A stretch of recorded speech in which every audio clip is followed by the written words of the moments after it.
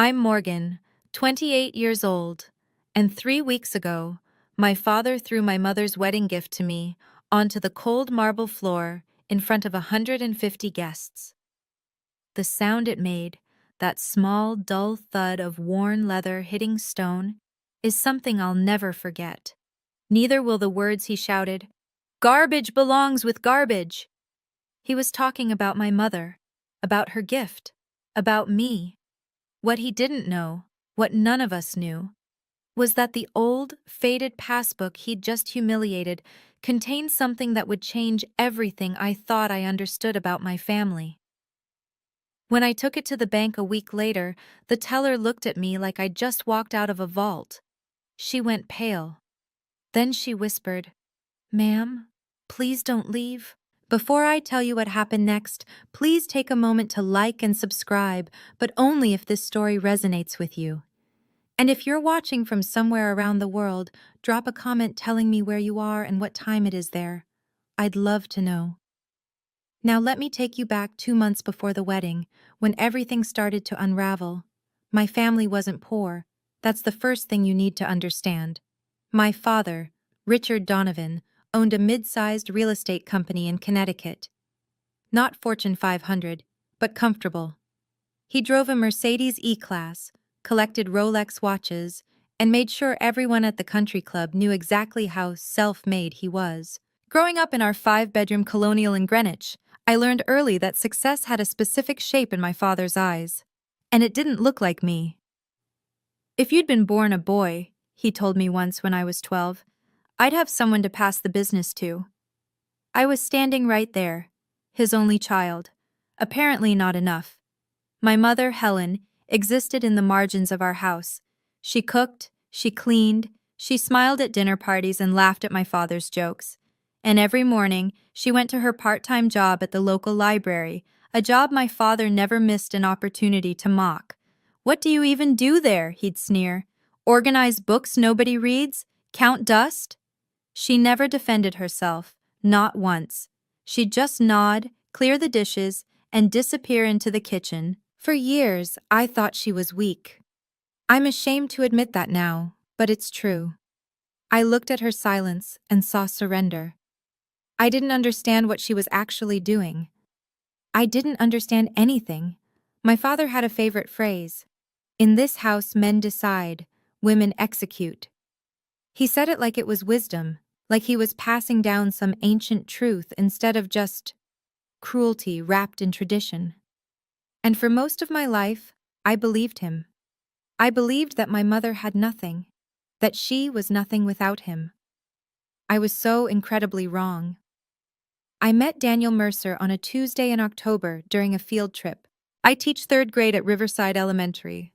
Yes, the career my father considers a waste of potential. I was chaperoning 23 8-year-olds through a construction site tour when I literally bumped into the architect explaining load-bearing walls. Daniel caught my elbow before I fell into a pile of lumber. His hands were warm, his smile was warmer. "Careful," he said. "This is a hard hat zone." I wasn't wearing a hard hat. Neither was my heart. We dated for 2 years before he proposed. 2 years of dinners where he actually asked about my day. 2 years of someone looking at me like I mattered, not for what I could provide, but for who I was. Daniel's family was different from mine in every way that counted. His father, Harold Mercer, ran Mercer Development, a commercial real estate firm that made my father's company look like a lemonade stand. But you'd never know it from how they treated people. The first time I met Harold and Catherine Mercer, they asked about my students. Not my family's net worth. Not my prospects. My students. "3rd grade is such a pivotal year," Catherine said, pouring me tea in their Manhattan penthouse. "That's when children really start to discover who they are." I almost cried. Nobody had ever talked about my work like it mattered before. When my father found out who Daniel's family was, something shifted. Suddenly, he was interested in my relationship. Suddenly, he wanted to meet my boyfriend. Suddenly, his daughter, the teacher, was making connections. He called me for the first time in 6 months the day after I announced my engagement, not to congratulate me, to ask about Harold Mercer's portfolio. "I'll pay for everything," my father announced, 3 days after meeting Daniel's parents. I was sitting in his home office, the one with the mahogany desk and the framed photos of buildings he'd developed. He'd never invited me in here before. The leather chair creaked as he leaned forward, his eyes bright with something I'd never seen directed at me: interest. The whole wedding, venue, catering, flowers, everything. Consider it my gift. I should have been suspicious. My father had never spent more than $50 on my birthday presents. Suddenly he wanted to drop $80,000 on a wedding? But Daniel squeezed my hand under the table and whispered, "Maybe he's trying to change." I wanted to believe that. God, I wanted to believe that so badly. So I said yes. Within a week, my father had booked Westbrook Country Club, a venue he wasn't even a member of, but desperately wanted to be. He'd selected the caterer, the florist, the band. He'd designed invitations with gold foil lettering that cost more than my monthly salary. The guest list had 150 names. I recognized maybe 30 of them. "Business associates," my father explained when I asked. "Important people." "Important to whom?" The night before the invitations went out, my mother found me in the garden. She moved quietly, like she always did, appearing beside me like a ghost. "Morgan," she said softly, pressing something into my hand. "I have a gift for you, too. But I'll give it to you on your wedding day." I looked down. Her fingers were wrapped around mine, warm and trembling. "It's the most important thing I have," she whispered. "Remember that, no matter what anyone says." I didn't understand then, but I would. The morning of the wedding, I sat in my childhood bedroom and thought about my mother. There's a memory I'd almost forgotten. I was 15, homesick from school, wandering the house in my pajamas. I'd gone looking for crackers in the kitchen and heard something from my parents' bedroom. Counting. My mother's voice, soft and rhythmic, like a lullaby made of numbers. I'd crept to the doorway and peeked inside. She was sitting on the edge of the bed, a small notebook in her hands, a stack of bills on the comforter beside her. Not a lot of money, maybe a few $100s, but she was counting it like it was gold. When she saw me, her face changed. Not guilty exactly, something else, something I couldn't name. "Just grown-up things," she'd said, tucking the notebook into the old oak jewelry box that had belonged to her mother. "Nothing to worry about." I never asked about it again. Kids don't, do they? We assume our parents' secrets don't concern us. But sitting in that same bedroom 15 years later, watching the morning light stream through the curtains, I wondered, what had she been saving for, and why did she have to hide it? My mother knocked on the door at 9 o'clock, holding a garment bag with my borrowed Vera Wang inside. "Are you ready?" she asked. I wasn't. Not for any of it. But I smiled and stood and let her help me into the dress that my father had insisted on. White silk and imported lace, elegant and expensive, and nothing like what I would have chosen for myself. "You look beautiful," my mother said, her eyes wet. I didn't know then that she was saying goodbye to the life she'd endured for me. Westbrook Country Club looked like something from a magazine. White roses cascaded from crystal vases. A string quartet played Vivaldi near the fountain.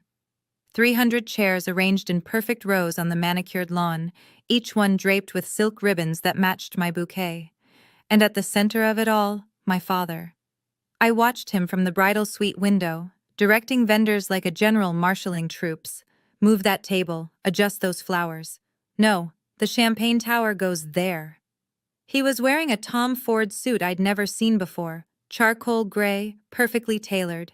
New cufflinks glinted at his wrists. He looked expensive.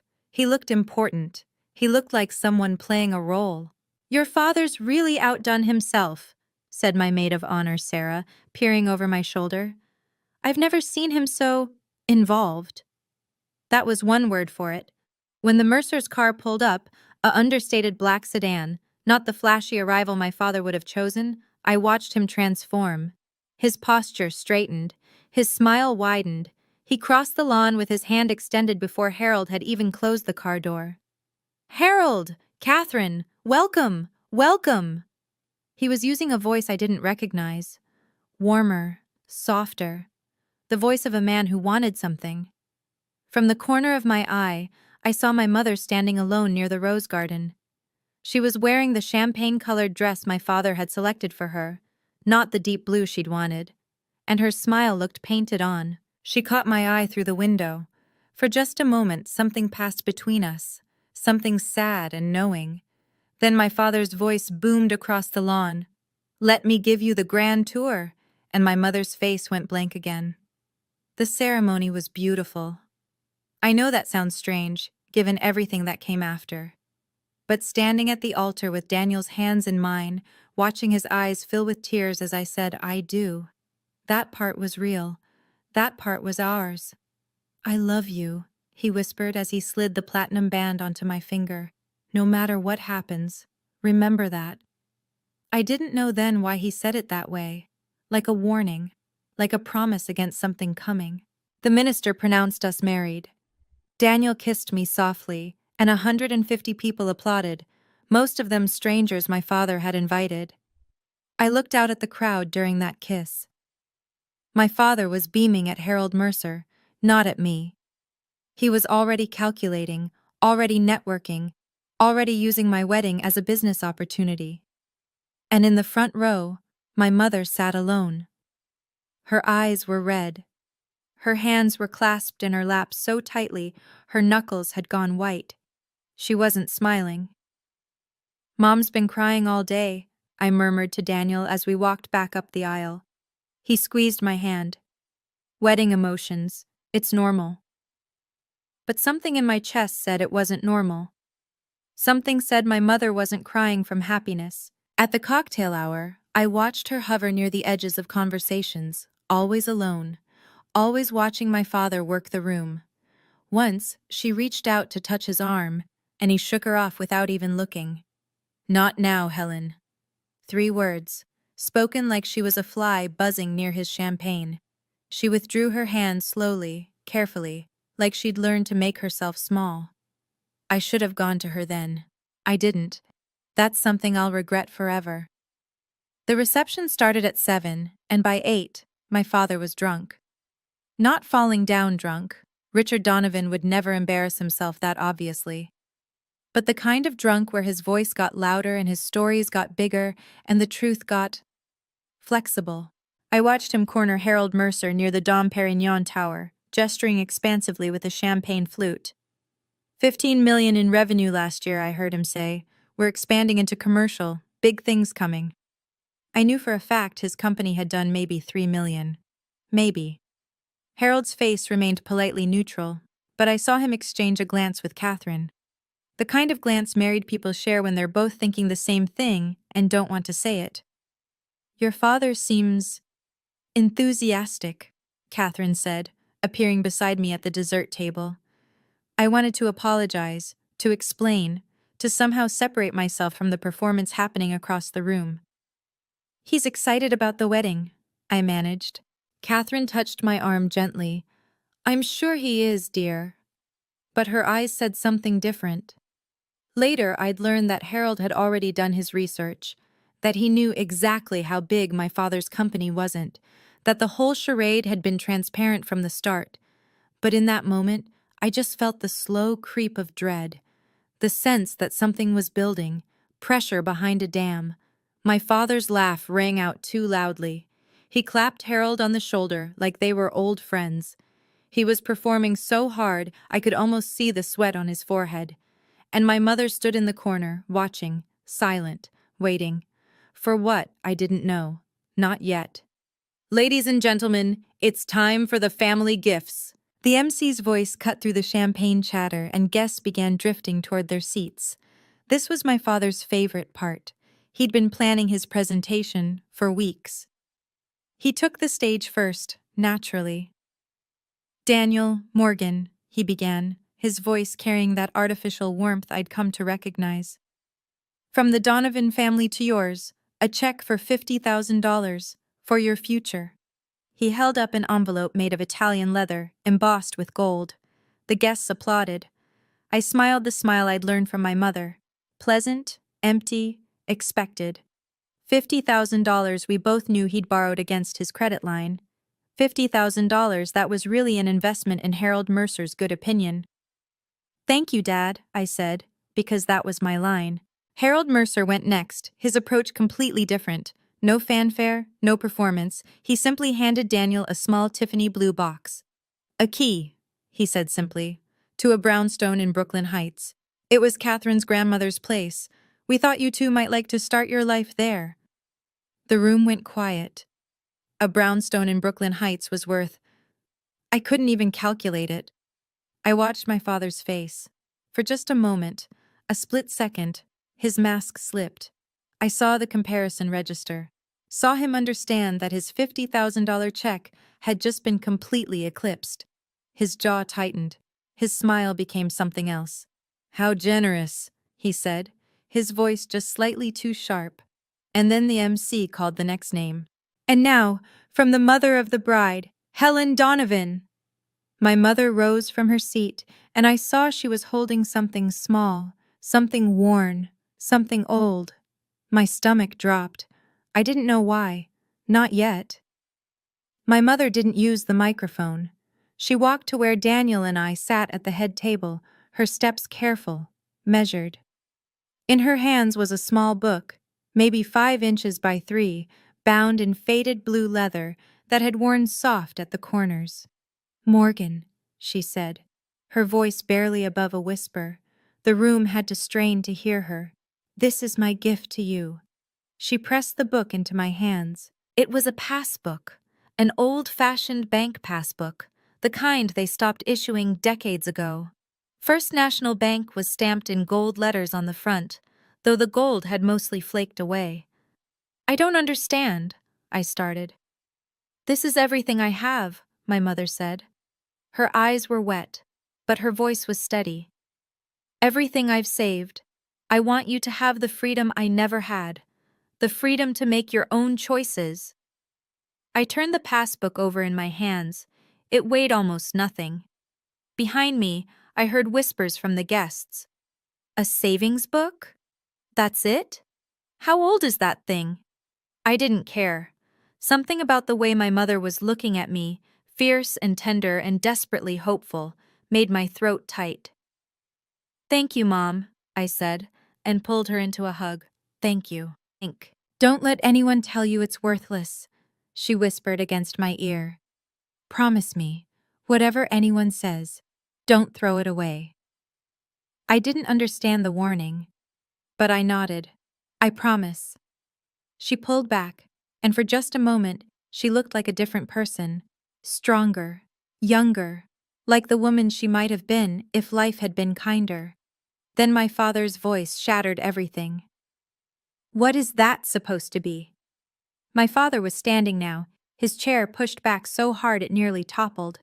His face was flushed, from the alcohol, from the embarrassment of being outdone by Harold's gift, from something darker I couldn't name.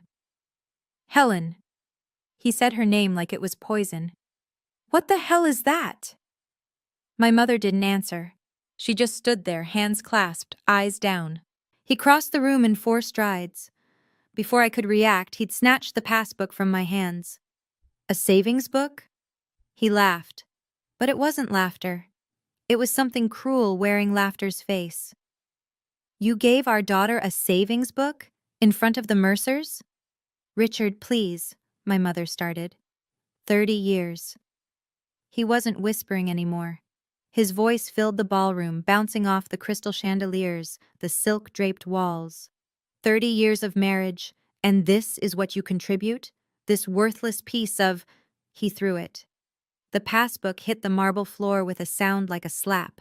It skidded across the stone, coming to rest near the base of a rose arrangement.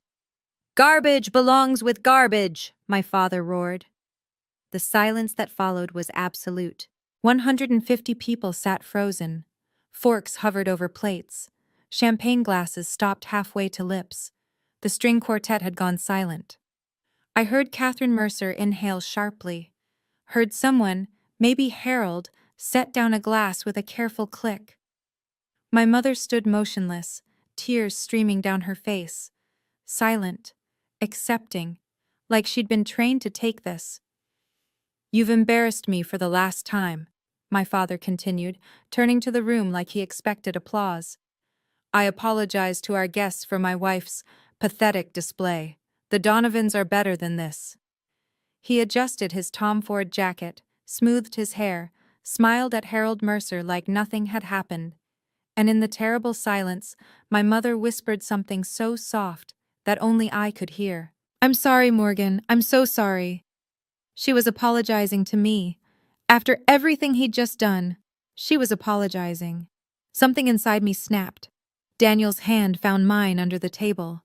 His fingers were trembling, not from fear, but from the effort of holding himself back. "I'm going to," he started. "Don't." My voice came out steadier than I felt. "Don't give him what he wants." I could feel Daniel's rage like heat radiating off him. His jaw was clenched so tight I thought he might crack a tooth. His free hand had curled into a fist on the tablecloth. "Morgan, I know. I knew what Daniel wanted to do. Wanted to cross that room and put my father through the ice sculpture. Wanted to defend my mother's honor, my honor, in front of everyone who'd just witnessed the ugliest moment of my life. But I'd grown up with Richard Donovan. I knew how this played. If Daniel hit him, my father would be the victim. If Daniel yelled, my father would seem reasonable by comparison.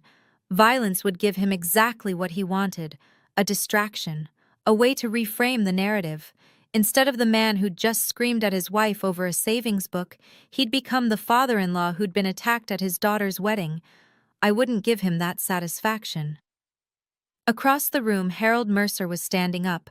His face had gone cold, the warmth from earlier completely gone. "Catherine," he said quietly, "I think we should leave." "Yes," his wife agreed immediately. "I think we should."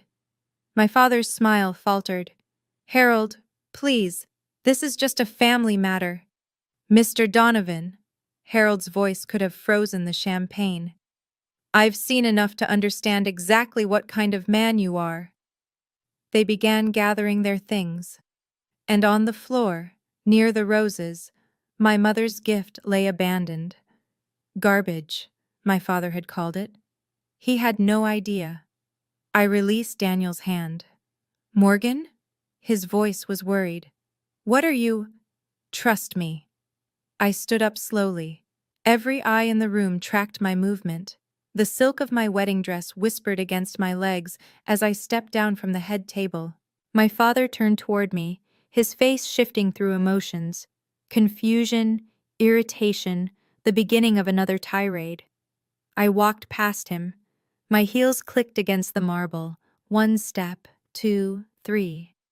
The passbook lay where it had fallen, its faded blue cover stark against the white stone floor. One corner had bent from the impact. I bent down, picked it up, and brushed it off carefully, gently, like it was made of glass. When I straightened, I didn't look at my father. I walked to my mother, who stood frozen near the wall, tears still wet on her cheeks. "Thank you, Mom," I said, loud enough for the room to hear. "This is the most meaningful gift I've ever received. I'll treasure it forever." I kissed her cheek, felt her trembling. Then I turned to Daniel, who was already on his feet. "We're leaving," I said. "Where do you think you're going?" My father's voice cracked on the words. "The reception isn't over. You're embarrassing me in front of—" I stopped, turned just enough to see him from the corner of my eye. "I don't need your permission, Dad, and I don't need your approval." My voice was calm, steady, a voice I hadn't known I possessed. "What I need is to leave. So that's what I'm doing." Daniel took my hand. Together, we walked toward the door. Behind us, my father was still shouting. Something about disrespect, something about everything he'd done for me. I didn't hear any of it. I just kept walking. The brownstone in Brooklyn Heights was quiet. Harold and Catherine had given Daniel the key months ago, but we'd planned to save it for after the honeymoon. Instead, it became our refuge on our wedding night. Daniel ordered Thai food. Neither of us ate much. I sat on the window seat, still in my wedding dress. I hadn't had the energy to change, and watched the lights of the city blur through the glass. The passbook sat on the cushion beside me, its worn leather warm from my hand. "You don't have to look at it tonight," Daniel said softly. "Whatever's in there can wait." "I know." But I couldn't stop touching it, running my fingers over the embossed letters, wondering what my mother had meant by freedom. "She stayed for me," I said suddenly. "All those years, she stayed for me." Daniel sat down beside me, careful not to disturb the passbook. "You don't know that for sure." "I do." And somehow, I did. The way she'd looked at me today. The way she'd said, "I want you to have the freedom I never had." It wasn't just about money. It was about choices, about being trapped so long you forget there's a world outside the cage. "What do you want to do?" Daniel asked. "I don't know yet." But that wasn't entirely true. There was one thing I knew for certain. "My mother told me to go to the bank," I said. "First National, the Greenwich branch. She said to ask for a Mr. Patterson." Daniel was quiet for a moment. "Tomorrow?" I nodded. "Tomorrow." Through the window, the Manhattan Bridge glittered in the distance. Somewhere out there, my father was probably still raging. I didn't care anymore. I was done letting him control my life. My phone started buzzing at 6 in the morning. 17 missed calls, all from the same number. The voicemails ranged from fury to desperation, cycling back and forth like a broken record. First message: "You humiliated me in front of everyone, in front of Harold Mercer." Third message: "I'm cutting you out of the will. You'll get nothing." Seventh message: "Morgan, sweetie, Dad's sorry, okay? Dad had too much champagne. Let's talk about this." 12th message: "You ungrateful little—" I stopped listening. Daniel watched me block the number, his coffee growing cold in his hands. He didn't try to talk me out of it. "My mother texted," I said, pulling up the message. Her words were brief, careful, like she'd thought about each one. "My dearest Morgan, I'm so sorry for what happened. Your father doesn't know what he threw away. Go to First National Bank, Greenwich branch. Ask for Mr. Thomas Patterson.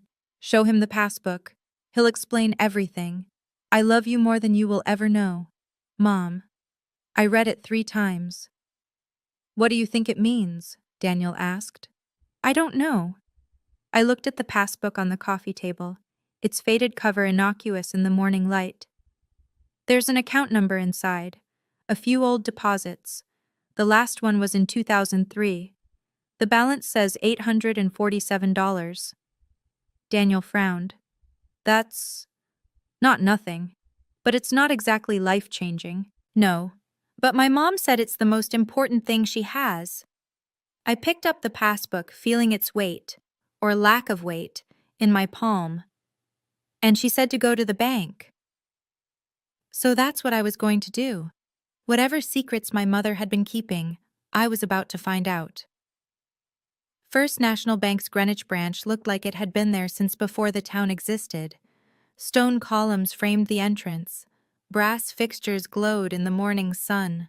The kind of old money elegance that made my father's McMansion ambitions look exactly as desperate as they were. Daniel held my hand as we walked through the revolving doors. Inside, the air smelled like leather and old paper. Tellers in crisp uniforms worked behind mahogany counters. A security guard nodded at us politely. "Can I help you?" A young woman, her nameplate said Emily, smiled at us from the first window. "I have a Passbook account," I said, sliding the worn leather booklet across the counter. "I'd like to check the balance." Emily took it with a slightly puzzled look. Passbooks were relics of another era, but she scanned the account number into her computer without comment. Then her face changed. I've replayed that moment 1,000 times in my memory. The way her eyes went wide, the way her fingers stopped moving, the way she looked at the screen, then at me, then back at the screen. I'm sorry, could you excuse me for just one moment?" She didn't wait for an answer. She pressed a button under her counter and disappeared through a door marked "Employees Only." Daniel's hand tightened on mine. "What just happened?" "I don't know." But my heart was pounding. Something was wrong, or something was very, very right. Through the door, I could hear muffled voices, then footsteps. Then the door opened again, and a silver-haired man in a three-piece suit emerged. He looked at me with an expression I couldn't read. "Mrs. Mercer?" he said. "I'm Thomas Patterson, branch manager. Would you please come with me?" He gestured toward a door marked Private Banking. "And please," he added quietly, "don't leave." Let me pause here for just a moment. If you've ever been made to feel small by someone who was supposed to love you, if you've ever been told that your dreams weren't worth pursuing or that your contributions weren't valuable, I want you to know you're not alone. And sometimes the things that look the most ordinary are hiding something extraordinary inside. What do you think was in that account? Drop your guess in the comments before we continue. Now, back to the bank. The private banking section was nothing like the public lobby. Persian rugs, oil paintings, leather chairs that probably cost more than my annual salary. Mr. Patterson led us to a mahogany desk and gestured for us to sit. "May I?" He held out his hand for the passbook. I gave it to him. He opened it carefully, reverently, and typed the account number into his computer. For a long moment, he just stared at the screen. "Mrs. Mercer," he said finally, "do you know what this is?" "A savings account," I said. "My mother gave it to me, at my wedding." "It's more than that." He turned the monitor so I could see it. "This passbook is the key to a trust account that was established 25 years ago. Your mother is the settlor. You've been the designated beneficiary since birth." I looked at the screen. I couldn't process what I was seeing. "The current balance," Mr. Patterson continued, his voice gentle, "is $2,147,893.41. The room tilted. "I'm sorry, what?" $2.1 million, Mrs. Mercer. Mr. Patterson folded his hands on the desk. "Your mother has been building this fund for 25 years. Monthly deposits from her employment, careful investments managed by our team, and an initial contribution of $200,000 from an inheritance she received in 1999. 200, I couldn't breathe. My grandmother left her, Margaret Wilson, yes. The inheritance was her separate property, legally distinct from any marital assets. Your mother invested it wisely and added to it over time." He paused. "She came to see me every year on your birthday, without fail, to check on the account, to ensure everything was in order." I was crying. I didn't know when I'd started. Daniel's arm wrapped around me, but I couldn't feel it. My mother. My quiet, overlooked, useless mother. She'd been building my freedom for 25 years, and nobody had known. "I don't understand," I managed through my tears. "How is this possible? My father, he controlled everything. How did she hide this from him?" Mr. Patterson's expression was sympathetic, but careful.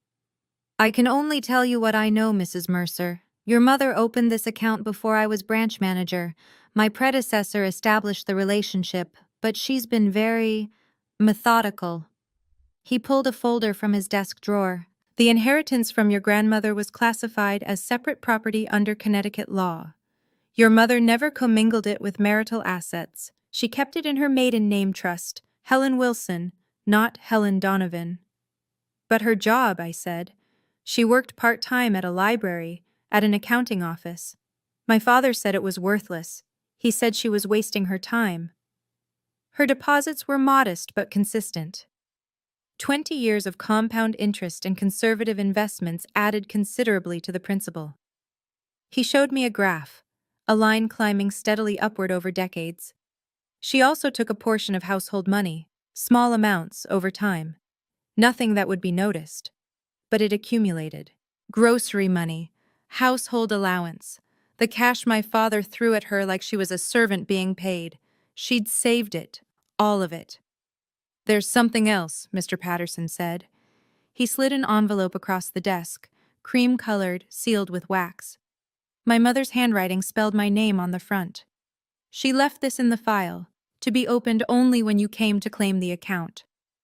My hands shook as I broke the seal. Inside was a single page, covered in my mother's elegant script. My dearest Morgan, if you're reading this, you've found your freedom. This money is yours, not your father's, not any man's. It's yours to do with as you please. I stayed because I wanted you to have a stable home, but I was never truly trapped. I was preparing. All my love, Mom. I read the letter 3 times before I could speak. She wasn't weak, I whispered. All those years I thought she was just accepting it, taking his abuse, letting him treat her like nothing.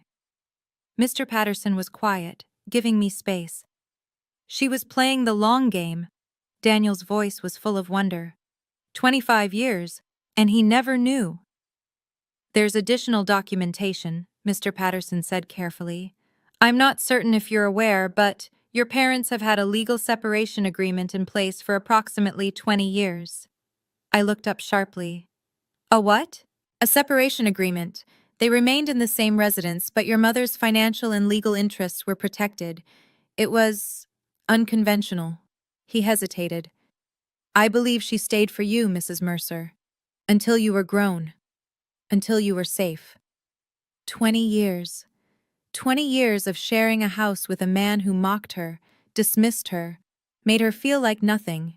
And the whole time, she'd had an escape hatch, a plan, but she'd stayed, because of me.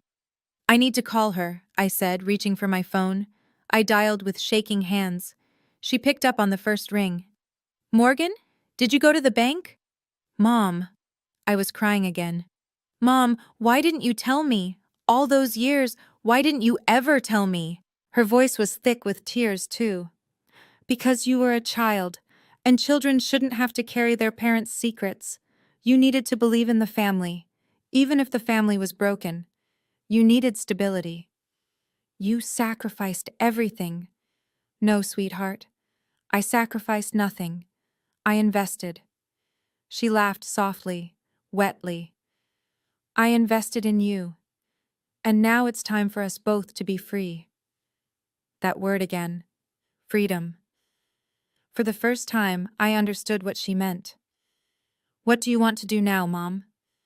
The question hung in the air between us, between 2 women who had both spent their lives under Richard Donovan's shadow. I want to leave, she said. The words came out like an exhale, like something she'd been holding in for decades. I've already spoken to my lawyer. The divorce papers are ready. They've been ready for years. Years. She'd been waiting, planning, biding her time until I was safely out of that house, safely married, safely beyond his reach. I have an apartment, she continued. Small, but it's mine. Near the library in New Haven. I've been paying rent on it for 2 years, just waiting. 2 years? I told you, Morgan. I was preparing. There was a smile in her voice now. Not bitter, not sad, but something like triumph. Your father never looked at the household accounts closely. He thought money was beneath him. He just handed me cash and expected me to make it work. So she had. She'd made it work in ways he never imagined.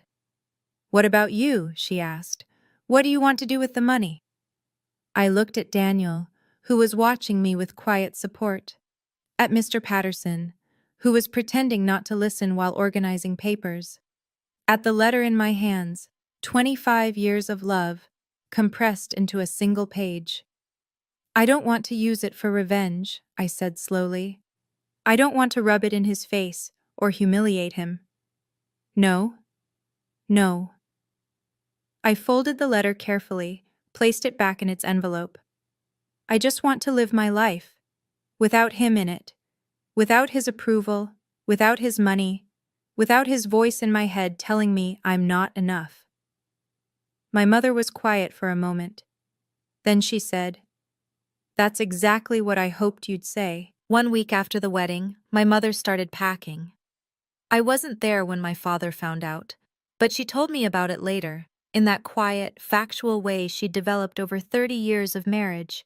He came home early, found her in the bedroom with a Samsonite suitcase open on the bed. What the hell do you think you're doing? She didn't stop folding. I'm leaving, Richard. I've filed for divorce. You'll be served papers by the end of the week. He laughed. That cruel, dismissive laugh I'd heard my whole life. With what? You don't have anything. You've never had anything. We've been legally separated for 20 years, my mother said calmly. I have my own assets, my own lawyer, my own future. That's impossible. I would have known. You didn't ask. She closed the suitcase with a click. You never asked about anything that didn't directly benefit you. So no, Richard. You didn't know. His face went purple.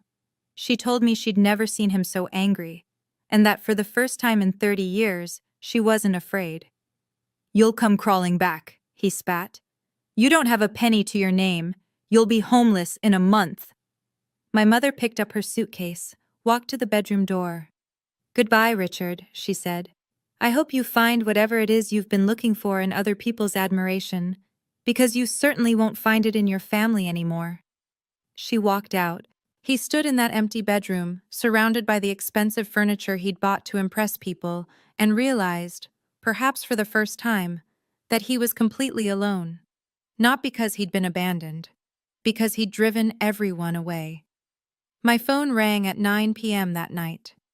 I'd unblocked my father's number, not because I wanted to talk to him, but because I wanted to know when he finally understood what he'd lost. Morgan. His voice was ragged. What did you do? What did you tell your mother? Nothing, Dad. I kept my voice level. Mom made her own choice. She said she has money. That's impossible. She's never had. You must have given her something. You and that Mercer family, you must have. This isn't about the Mercers. This isn't about me. I took a breath. Mom has been preparing for this for 20 years. You just never noticed because you never looked at her. Not really. Silence on the line. She can't do this to me, he said finally. I need you to talk to her. Tell her I'll change. Tell her I'll. Dad, I cut him off. You had 30 years to change. You had 30 years to treat her like a person instead of a servant. You chose not to. Morgan, I'm your father. Yes, you are. And I'll always be grateful for the roof over my head and the food on the table growing up. I paused. But I don't owe you my mother's life. I don't owe you my silence. And I definitely don't owe you forgiveness you've never asked for. If you don't fix this, his voice turned hard, you'll get nothing, not a cent. I'll cut you out of everything. I almost laughed. Dad, I said, I don't need anything from you. Not anymore. I hung up. Then I blocked his number again. My hands were shaking, but my heart was steady. I had set a boundary, and the sky hadn't fallen. 2 weeks later, Harold and Catherine came for dinner. It was supposed to be a quiet evening, wine, pasta, and getting to know each other without the chaos of the wedding hanging over us. Daniel made his grandmother's lasagna. I set the table with the nice dishes we'd gotten as gifts. We were just sitting down when the doorbell rang. I knew before I opened it. Call it instinct. Call it 30 years of living with unpredictability. I just knew. My father stood on the stoop, holding flowers and a bottle of wine. His smile was plastered on tight. Morgan, I was in the neighborhood and thought, you're not invited, Dad. Behind me, I heard Daniel's chair scrape back, heard Harold's voice, low and tense. Just 5 minutes. My father's smile flickered. I want to apologize, for the wedding, for everything. Can't a father make amends? This isn't the time. Please, his voice cracked. I need to talk to Harold, just for a moment. There's been a misunderstanding. And there it was, the real reason. Even now, in what he was presenting as an apology, his primary concern was salvaging his relationship with Harold Mercer, with the business opportunity Harold represented. Mr. Donovan? Harold appeared behind me, his voice cold as January. I don't believe we have anything to discuss. Harold, please, the wedding was a misunderstanding. I'd had too much to drink. I watched you throw your wife's gift on the floor and call it garbage. Harold's tone didn't change. I watched you humiliate your family in front of 150 people. That wasn't alcohol, Mr. Donovan. That was character. My father's face went from pleading to furious in a heartbeat. You don't understand. You don't know what I've had to deal with. That woman has been useless for 30 years. Dad? Daniel stepped forward now, positioning himself between my father and the rest of us. You need to leave. Now. The flowers fell to the ground. My father stood there breathing hard, looking at all of us arrayed against him. He had no moves left. You don't understand what I did for this family. My father's voice had reached that pitch I remembered from childhood, high and sharp and dangerous. The voice that used to make my mother flinch, the voice that used to make me hide in my room. But I wasn't hiding anymore. I built everything, he jabbed a finger at me. The house, the company, your whole life. And you repay me by turning my own wife against me, by embarrassing me in front of... He gestured wildly at Harold. People who matter? Harold's expression didn't change. People who matter? Yes, important people. I spent $80,000 on that wedding specifically to... He stopped. I watched the realization dawn in Harold's eyes, the pieces clicking together. Specifically to what, Mr. Donovan? Harold's voice was silk over steel. To impress me? To create a business relationship? My father's mouth opened, closed, opened again. You spent $80,000 of borrowed money, Harold continued quietly, to put on a show. Not for your daughter, for me. For what you thought I could do for your company. That's not, I never... And when your wife who has apparently been quietly saving for 2.5 decades, gave your daughter the most meaningful gift of the night, you threw it on the floor. Harold shook his head. Because it didn't fit your performance. Catherine put a hand on her husband's arm. I think we've seen enough, dear. Yes. Harold looked at my father one last time. Mr. Donovan, I don't do business with men who treat their families as props. Please don't contact me again. The door closed in my father's face.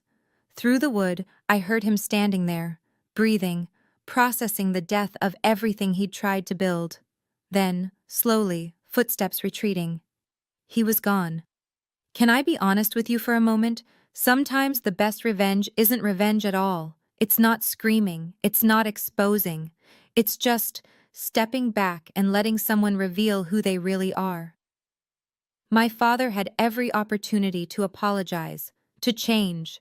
Instead, he told Harold Mercer exactly what he'd been doing all along.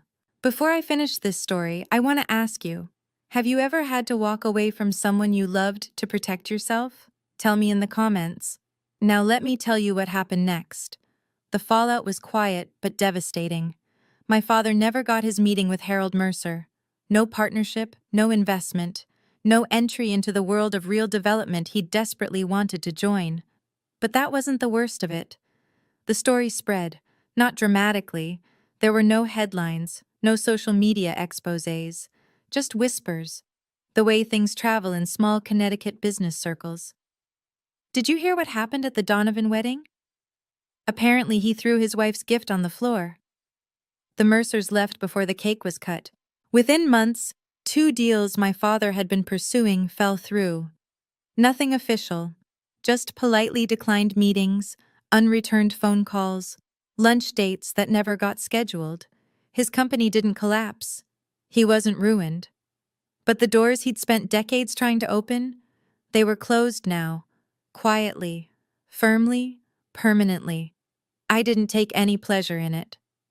Okay, maybe a little, but mostly, I just felt tired.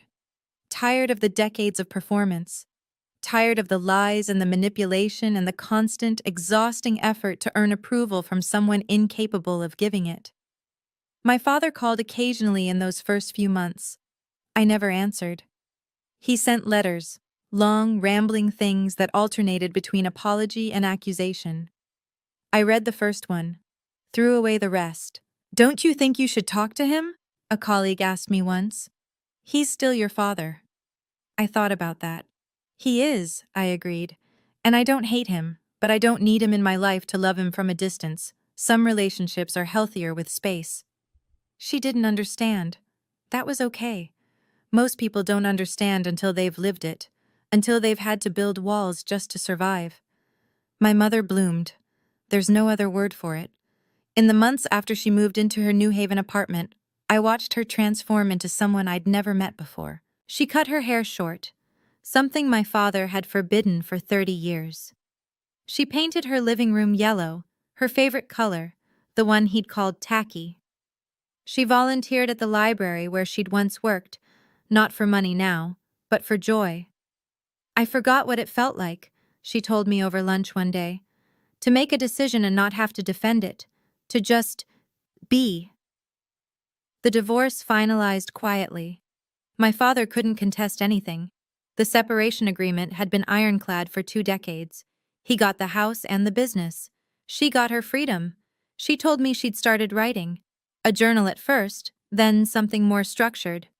30 years of memories, observations, survival strategies. I'm thinking of turning it into a book, she said, almost shyly. A memoir, maybe, for other women in situations like mine. Mom. I took her hand across the cafe table. That's incredible. I don't know if anyone would read it. I would read it, and I think a lot of other people would too. I squeezed her fingers. You have a story worth telling. She smiled, a real smile, not the painted-on version I'd grown up watching. You know what I realized? She said. All those years, I thought I was weak for staying, for not fighting back. But I wasn't staying because I was weak. I was staying because I was building something. A future for you. And now, she gestured around at her small, sunny apartment. Now I get to build something for myself. It was the bravest thing I'd ever heard. People asked me what I was going to do with the money. $2 million, life-changing money, quit your job money, buy a mansion and never work again money. I kept teaching. I know. It sounds crazy, but here's the thing. I didn't become a teacher because I couldn't do anything else. I became a teacher because I love it. Because every day I get to watch 8-year-olds discover that they're capable of more than they thought. How could money replace that? But I did use it. Carefully, meaningfully. I worked with a financial advisor to establish a scholarship fund, the Margaret Wilson Education Fund, named for my grandmother, whose inheritance had started everything. Every year, it would help 5 students from low-income families attend college. Why not your name? Daniel asked when I showed him the paperwork. Because it's not about me. I signed the final document. It's about continuing what my mother started, using silence and patience and small, steady actions to change lives. We bought a house in Connecticut, not Greenwich, not my father's territory, but a quiet neighborhood where the schools were good and the neighbors waved hello. 3 bedrooms, a backyard, a kitchen big enough to cook Sunday dinners. And I started teaching a new unit to my 3rd graders, financial literacy. How to save. How to plan. How small actions, repeated over time, can build something enormous. They were too young to fully understand, but someday they would. You're really not going to quit? My friend Sarah asked, incredulous. Why would I quit? Because you could do anything, travel the world, start a business, buy a yacht. I laughed. What would I do with a yacht? She didn't get it. That was okay. The best things in life aren't measured in square footage or horsepower. My mother taught me that. My father and I haven't spoken in 18 months. He still calls sometimes, not often, but enough that I know he hasn't forgotten I exist. Birthdays, holidays, the occasional random Tuesday when he's probably had too much scotch and started thinking about legacy. I don't answer. I don't block him either. It's a strange position to hold, loving someone you can't be around, understanding them while refusing to accept their behavior, mourning a relationship that was never what you needed it to be. Will you ever forgive him? Daniel asked me once. I had to think about it. Forgiveness is a process, I said finally, not a moment. I'm working on letting go of the anger, the hurt, the years of feeling like I wasn't enough. I paused. But forgiveness doesn't mean letting someone back into your life so they can hurt you again. Those are 2 different things. So you won't see him? Maybe someday. For a funeral, a hospital visit. Something that requires family to show up regardless of history. I shrugged. But Thanksgiving dinners, birthday parties, introducing him to his grandchildren? I touched my stomach, too early to show, but we'd just found out. Not until he can demonstrate real change, and not just change for a week or a month, change that sticks. Some people thought I was being too harsh. Others thought I wasn't being harsh enough. Here's what I've learned. You can't make everyone happy. You can only make choices you can live with. And I could live with distance. I could live with boundaries. I could live with loving my father from afar while protecting myself and my family from his chaos. It wasn't perfect, but it was honest. And sometimes, honest is the best you can do. 3 years later, I'm sitting in my kitchen, watching my daughter eat scrambled eggs. Her name is Margaret, Maggie for short. She has Daniel's eyes and my mother's stubborn chin and a laugh that fills every room she's in. My mother is here too, helping Maggie navigate the complex engineering of getting eggs onto a fork. She's 60 now, silver-haired and serene, in a way I never saw growing up. She published her memoir last year. It didn't make the bestseller lists, but she's gotten dozens of letters from women who recognize their own stories in her words. Worth it, she told me, holding one of those letters. Even if it only helped one person, it was worth it. Daniel is making coffee, humming something under his breath. He's expanded his architecture practice to include pro bono work for community centers. Giving back, he calls it, paying forward the luck we've had.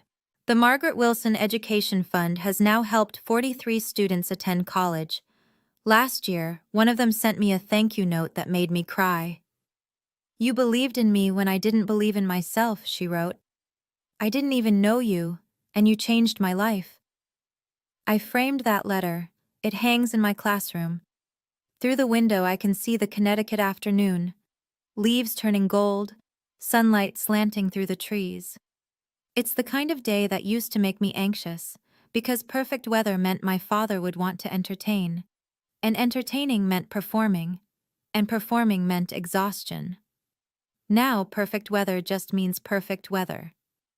"Mama," Maggie says, holding up her fork triumphantly, "I did it." "You did, baby. I'm so proud of you." My mother catches my eye across the table.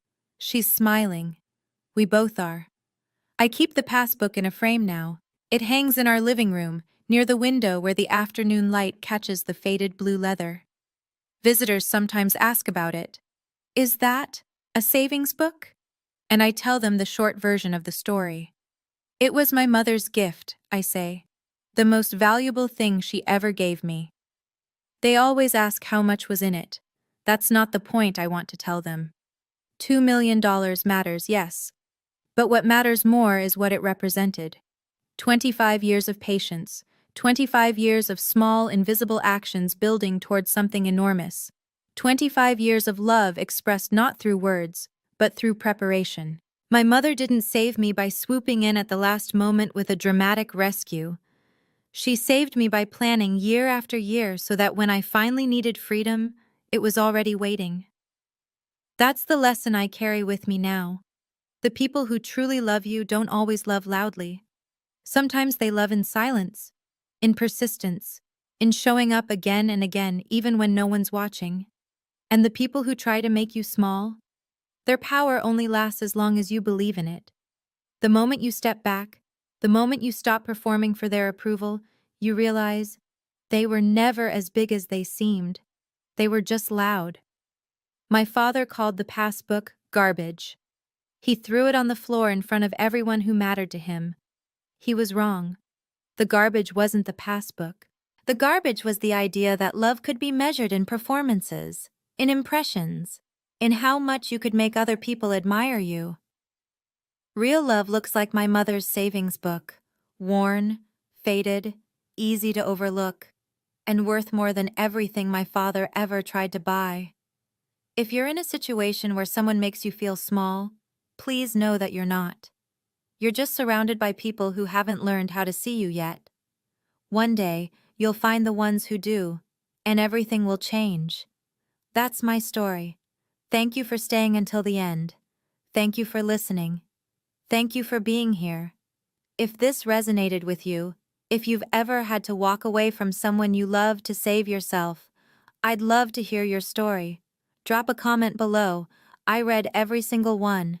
And if you want to hear more stories like this, stories about quiet strength, unexpected justice, and the power of patience, please subscribe and hit the notification bell so you don't miss the next one.